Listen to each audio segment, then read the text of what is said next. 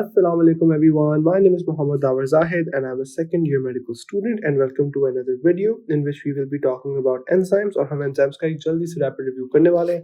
Guys, enzymes is a super high yield chapter.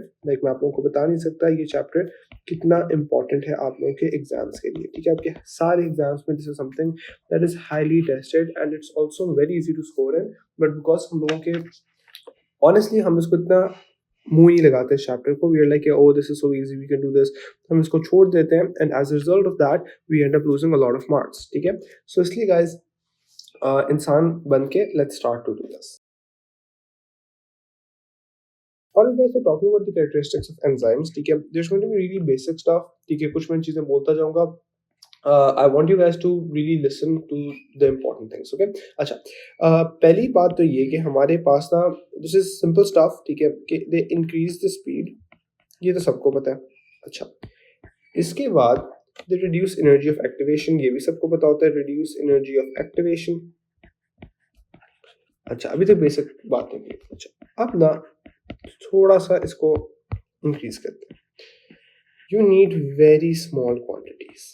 ठीक है, this is something that हमें इतना खास नहीं पता होता. ठीक है, एंजाइम्स के लिए let's say if an enzyme is occurring, a reaction is occurring that has let's say 200 liters of one solution plus 300 liters of another solution.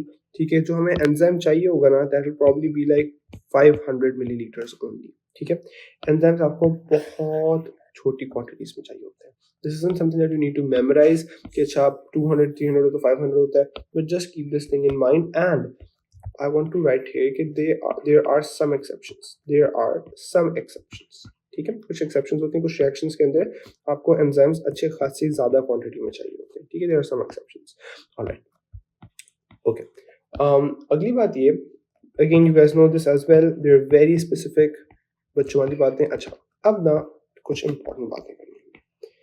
Important बात इज कि एंजाइम्स को हम कहते हैं कि they are vivo and vitro. ठीक है, या if you want me to make it a bit more clear, in vivo and sorry मुझे ना विट्रो की आदत हुई है, in vitro. Okay, what does this mean guys? In vivo का मतलब है इन सेल्स, इन विट्रो का मतलब है इन ग्लासवेयर. ठीक है, बाय ग्लासवेयर भी जनरली मीन के लैब का कोई भी चीज. ठीक है, अच्छा प्लीज इसको सुन के समझ लो, ये बहुत इंपॉर्टेंट है गाइस. जो एंजाइम्स होते हैं ना, they are not really living organisms, they are just proteins, right? They are just proteins. तो हम इनको सेल्स में भी इनसे काम करवा सकते हैं और हम इनको बाहर निकाल के भी इनसे काम करवा सकते हैं. Alright, it is not like let's say mitochondria. Mitochondria को आप एक दफा सेल से बाहर निकाल दो, it's very very hard to keep mitochondria alive and function. Enzymes on the other hand, हाँ एंजाइम्स को ऑप्टिमम कंडीशन जरूर चाहिए होती है, लेकिन एंजाइम्स हमें इतना कोई खास तंग नहीं करता. ठीक है, all we need to do is कि बच्चा बस उसका पीएच सही हो, टेम्परेचर सही हो. ठीक है, and that's pretty much it. ठीक है, okay. On the other hand, जो organelles हो जाते हैं, they're very difficult to keep alive. So guys, that is all that I want you to know कि all enzymes, majority of enzymes display both in vivo and in vitro function. क्या मतलब है कि let's say कि जी मैंने आपकी body से एक एंजाइम निकाल दिया, कार्बोनिक एनहाइड्रेज.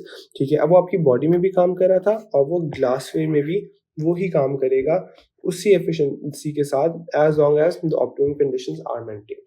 All right.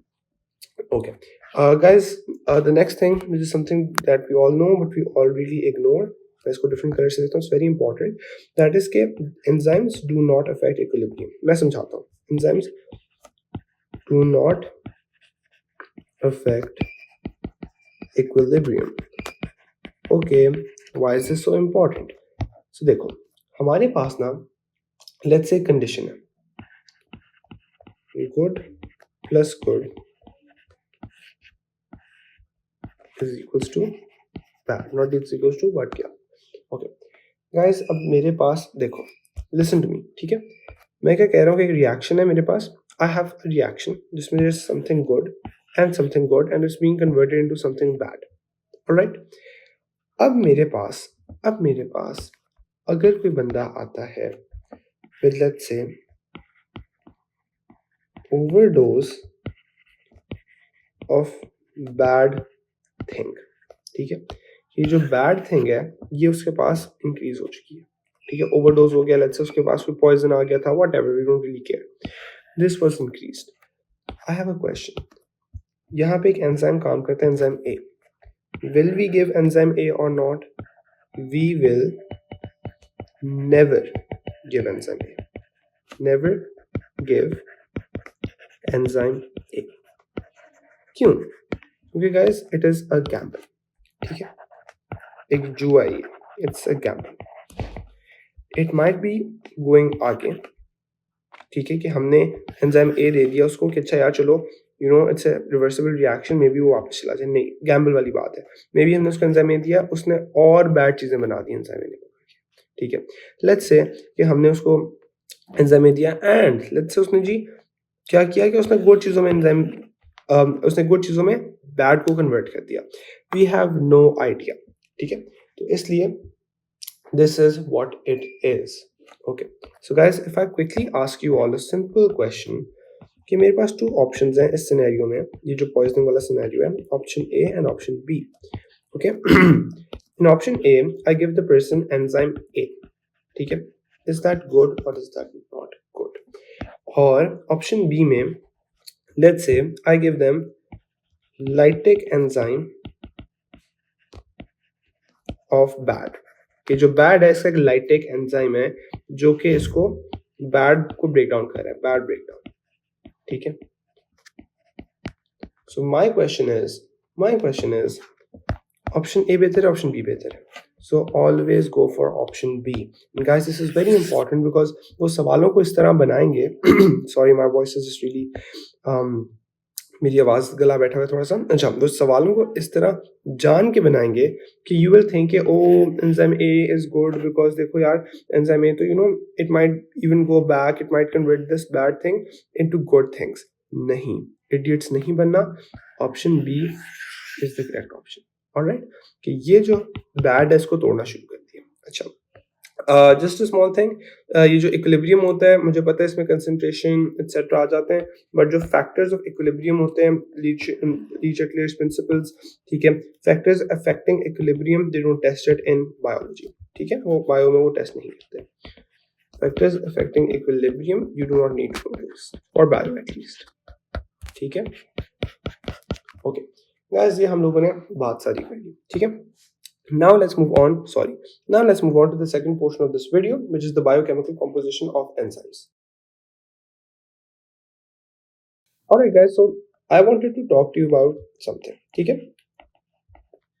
जो proteins हैं, this is going to be all of our enzymes. All of our enzymes are going to be made of proteins, but there is an exception. Obviously exceptions तो डालनी होती हैं, so इसलिए all enzymes are going to be made of proteins, but then we have certain exceptions, और शुक्र exception सिर्फ एक ही है, ठीक है, और वो क्या होता है, that is something called a ribozyme, ठीक है। अच्छा, राइबोजाइम में क्या होता है, हमारे पास ना ये अच्छा, अब this is something that's very important for you guys to know, these are non globular enzymes, ठीक है, made of RNA, that is all, and guys these are specifically कहाँ पे मौजूद होते हैं, ये मौजूद होते हैं हमारे राइबोसोम्स में, it's pretty simple, no, ribozyme, ribosome, आसान तरीन। अच्छा, there is one example that is a part of your syllabus and they want you to memorize this, ठीक है, that is going to be peptidyl transferase, ठीक है, peptidyl transferase is just a ribosome, that's it, peptidyl transferase, ठीक है, that's it, कुछ मुश्किल हुआ, कोई मसला हुआ नहीं, right, alright, peptidyl transferase specifically is present in क्या कहते हैं ट्रांसलेशन, ठीक है, ट्रांसलेशन होती है ना, प्रोटीन सिंथेसिस के 2 पार्ट्स होते हैं, देयर ट्रांसक्रिप्शन, देयर ट्रांसलेशन, तो peptidyl transferase is involved in translation, okay, easy, alright. अच्छा, moving on to the second part about the composition, that is going to be the active site. It's pretty much the same thing that we did in our A levels, ठीक है, but इसको थोड़ा सा हम लोगों ने detail में देखना है, ठीक है. अच्छा, पहली तो ये चीज़ ये that they want you to know for some reason is कि there's going to be 3 to 12 amino acids जो कि active sites पर मुश्तमिल होंगे, ठीक है. अच्छा, अगली चीज़ ये कि the active site is going to be further divided into 2 sites, ठीक है. सबसे पहली जो हमारी साइट होती है that is what we call the binding site, ठीक है. The binding site, so what the binding site does is कि it creates bonds with the substrate. तो लेट्स से कि इट बॉन्ड्स विद सबस्ट्रेट. कितनी आसान बात है, right? There is nothing difficult about this. The second thing is going to be the catalytic site, ठीक है. This is the actual place where we have all of the क्या कहते हैं catalysis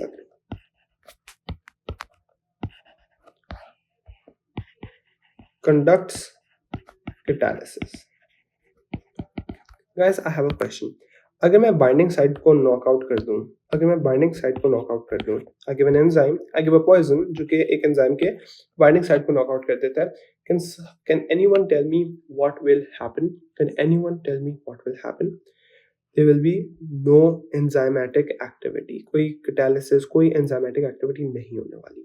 Okay, guys, if I knock out the catalytic site, binding site सही है लेकिन मैंने catalytic site उड़ा दी है, व्हाट विल हैपन, ठीक है. What will happen, we will have enzymes having creating bonds with substrate, मतलब एंजाइम सैचुरेशन हो रही होगी, ठीक है, लेकिन we will not be having any catalysis, ठीक है. That's very important. One thing that I want to you guys to just briefly know, this is something जो कि जब मैं अपनी लाइव क्लासेस में टॉपिक करवा रहा था, few of you asked this कि जी बाइंडिंग साइट की क्या लोकेशन होती है, कैटालिटिक साइट की क्या लोकेशन होती है. I'll just say it. अगर समझ आ जाता है that's good, अगर नहीं समझ आता you can just move on, ठीक है. This is for बच्चे जिनके दिमाग थोड़ा ज़्यादा चलते हैं and they have like a lot of good questions. So a couple of my students asked me कि active site में is the binding site and catalytic site distinct from each other? So they are not really distinct. इसका क्या मतलब है? इसका मतलब ये है कि अगर ये मेरे पास एक एंजाइम है ना, इसकी एक्टिव साइट क्या है? इसकी active site, just a second, इसकी active site is all of this region, right? सो इसके अंदर इट डजंट रियली मैटर कि जी बाइंडिंग साइट कैटालिटिक साइट कौन सी, usually it's the same place, ठीक है. कि समझ लो कि ये जो दो चीज़ें ये बाइंडिंग करवा रही हैं और लेट्स से ये जो दो चीज़ें ये कैटालिसिस करवा रही हैं. It's sort of like that, ठीक है. सेम जगह पे मौजूद होते हैं बट काम अलग-अलग करवा रहे होते हैं. समझ आ गया? That's great. नहीं समझ आया you can just move on. Okay, the next thing I wanted to talk to you guys about was कि जो बॉन्ड्स होते हैं ना guys, you really need to understand that these bonds are going to be hydrogen bonds or hydrophobic interactions, ठीक है, and basically non-covalent. Okay, so can someone tell me why will they be non-covalent? The reason why they'll be non-covalent is, और non-covalent में specifically हमारे पास H bonds आ जाएंगे, hydrogen bonds, and हमारे पास hydrophobic interactions आ जाएंगे. Guys, I don't want the bond to be too strong, ठीक है. If the bond is too strong, तो फिर हमारे पास मसला ये होगा कि we can't have the products leaving the site, ठीक है. प्रोडक्ट्स भी साइट को नहीं छोड़ पाएंगे, बॉन्ड्स भी सही तरीके से नहीं बन पाएंगे, ठीक है. So I keep forgetting this is rapid review video, तो मैं थोड़ी ज़्यादा डिटेल में चीज़ों में जा रहा हूँ, लेकिन anyways this is what I want you guys to keep in mind कि नॉन कोवलेंट बॉन्ड्स इसलिए होते हैं because I don't want the substrate to be joining बहुत ताकत से, ठीक है. अच्छा, because then it will be difficult for me to A join it and B also release the products, ठीक है. अच्छा, नॉन कोवलेंट इंट्रैक्शंस आ गई. गाइस, अ क्विक क्वेश्चन कि अगर मेरे पास लेट्स से कि आई set an enzyme in a specific condition, कि उसकी कोई pH की इस तरह की कंडीशन थी कि the strength of hydrogen bonds, the number and strength of hydrogen bonds increased, ठीक है. What will happen to the rate of reaction? तो the rate of reaction will be decreased because अब वो ज़्यादा ताकत से जुड़ गया है, उसे जोड़ने में भी मसला होगा, ठीक है, और उसको निकालने में भी मसला होगा, ठीक है. Okay, so we've talked about all of this and now let's move on to the second portion of this video, which is going to be cofactors. Alright guys, talking about cofactors, ठीक है, हमारे पास cofactors होते क्या, ठीक है. So cofactors are of a lot of different types, ठीक है, लेकिन there's essentially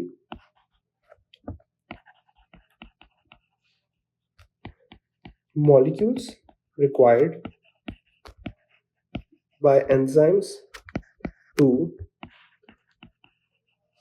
become activated. ठीक है, बहुत आसान सी बात है.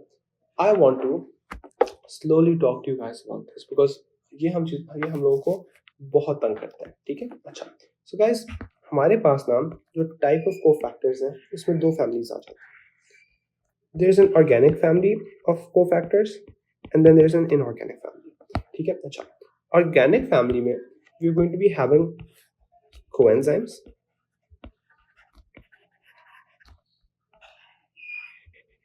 and we are going to be having prosthetic groups. ठीक है, हमारे पास ये दो चीजें आ जाती हैं. ठीक है, coenzymes में ना what I want you guys to know is कि these are derivatives of enzymes. ठीक है, derivatives of vitamins. ठीक है, जो हमारे different vitamins होते हैं उनके derivatives होते हैं. ठीक है, specifically what you need to remember कि we have ATP, we have NAD and we have FAD, etc. ठीक है, and just want you guys to know कि there will be certain exceptions. कुछ exceptions होती हैं जो कि non-vitamin derived होते हैं. ठीक है, अच्छा. इसके साथ साथ we say कि coenzymes are detachable cofactors. Detachable cofactors. Nothing difficult, right? Okay. Guys, talking about prosthetic groups, ठीक है, prosthetic groups हमारे पास ना covalently bonded होते हैं. ठीक है, these are covalently bonded. And guys, because the strength of the covalent bond is so strong, we say कि these are permanently attached. हम इनको तार ही नहीं सकते. ठीक है, कि मैंने let's say एल्फी पकड़ी है, मैंने आपके मुंह के ऊपर ना एक जूता बांध दिया. ठीक है, एल्फी के साथ जूता आपके मुंह पे लगा दिया, अब वो पक्का हो गया. अब आप पूरी जिंदगी अपने मुंह पे जूता लगा के फिरेंगे. ठीक है, अच्छा. सो हमारे पास prosthetic group का एग्जांपल क्या है? Important for you guys to know. There is going to be the iron containing porphyrin ring. ठीक है, iron containing porphyrin ring जो कि हीमोग्लोबिन को फिर जाके फाइनली बना रही होती है. ठीक है, containing porphyrin ring. Nothing difficult, right? अच्छा, अब अगर मैं यहाँ पे वापस आऊँ, ऑर्गेनिक फैमिलीज मेरी दोनों होगी. ठीक है, there is going to be coenzymes, there is going to be prosthetic groups. ठीक है, अच्छा. अब हमारे पास जो इनऑर्गेनिक फैमिली होती है उसमें क्या चीज होती है? ठीक है, इनऑर्गेनिक के अंदर इनऑर्गेनिक में we are going to be having metallic ions. ठीक है, सो हमारे पास मेटालिक आयंस होते हैं एंड दीज आर डिटैचेबल. ठीक है, these are going to be detachable. Okay, अच्छा गाइस, अब मेरी एक छोटी सी बात सुनो. This is all that there is to cofactors. हम कोफैक्टर्स से इतना डरते हैं कि मैं बता भी नहीं सकता. ठीक है, अच्छा. Cofactors, molecules required by enzymes to become activated. There's going to be two different families. There's going to be an organic family. There's going to be an inorganic family. ठीक है, organic family में हमारे पास दो classes होती हैं. coenzymes में prosthetic groups होते हैं और inorganic में हमारे पास सिर्फ metal ions होते हैं. ठीक है, अच्छा. Organic coenzymes में majority are going to be derivatives of vitamins. They're detachable cofactors. ठीक है, और prosthetic groups होते हैं जो वो covalently bonded होते हैं, permanently होते हैं, iron containing porphyrin ring. Alright, guys, just one small thing. Okay, so okay, we've talked about this. अच्छा, चलो अब हम लोग आगे चलते हैं. ठीक है, now I want to talk to you guys about holoenzymes and apoenzymes. जो हमारे holoenzymes होते हैं ना, we say कि these are activated enzymes. Activated enzymes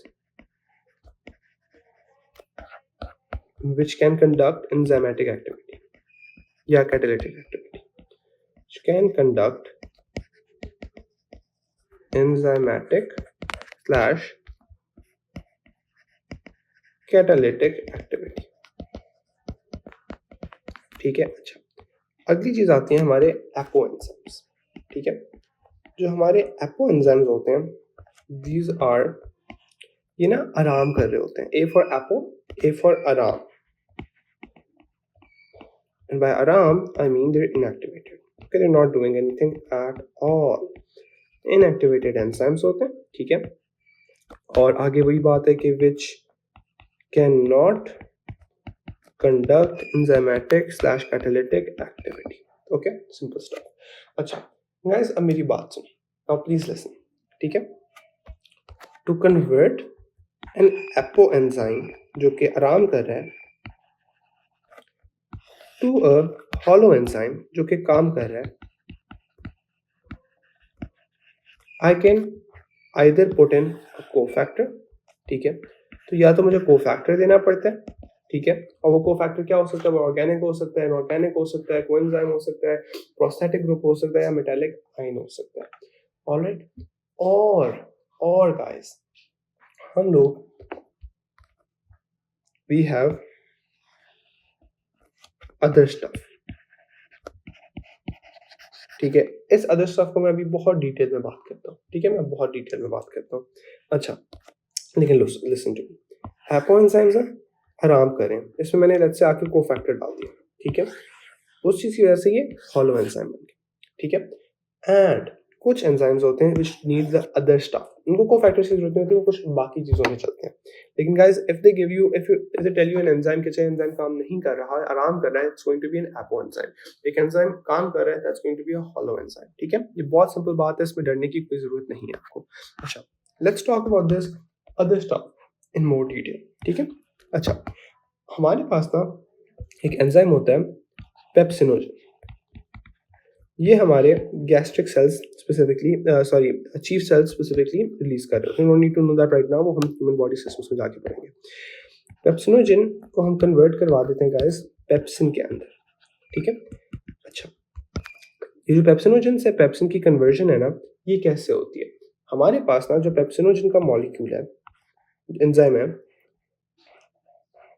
let's say ये इस तरह का, ठीक है। एक सेकंड रुको, इसको हम कॉपी कर लें, हमें कोई मसला नहीं होगा। अच्छा, and guys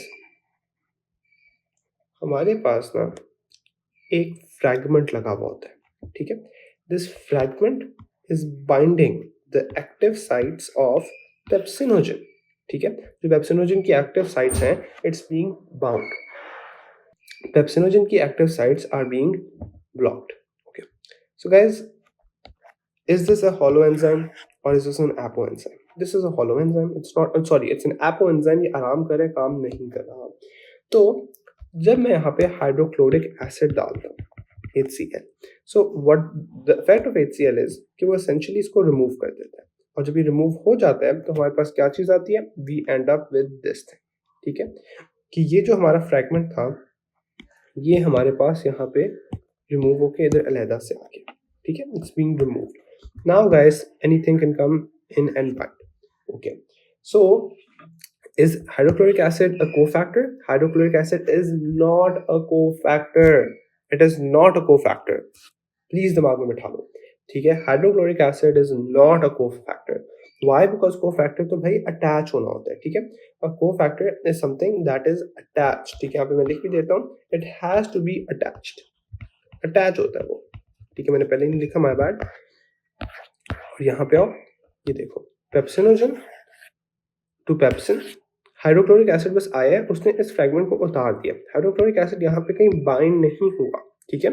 so this is what we have, and guys I just sorry, this is from human body systems, ठीक है, but I still would like to discuss this, ठीक है, कि why do I release pepsinogen in inactive condition? The reason why I release pepsinogen in an inactive condition is because अगर मैं इसको active condition में secrete कर दूंगा, try and think of it this way, ठीक है। ये मेरी स्टमक की एक लाइनिंग है, ये स्टमक की दूसरी लाइनिंग है, स्टमक की तीसरी लाइनिंग है, ठीक है। This is a very crude and very very rudimentary thing, ठीक है। मैं बस आपको अंडरस्टैंड करवाने के लिए कर रहा हूँ। ये मेरे पास ना इस तरह का मेरा ग्लैंड बैठा हुआ होता है, ठीक है। सो गाइस, अगर मैं लेट्स से कि, और ये ना सॉर्ट ऑफ इस तरह होता है, इस तरह करके होता है, ठीक है।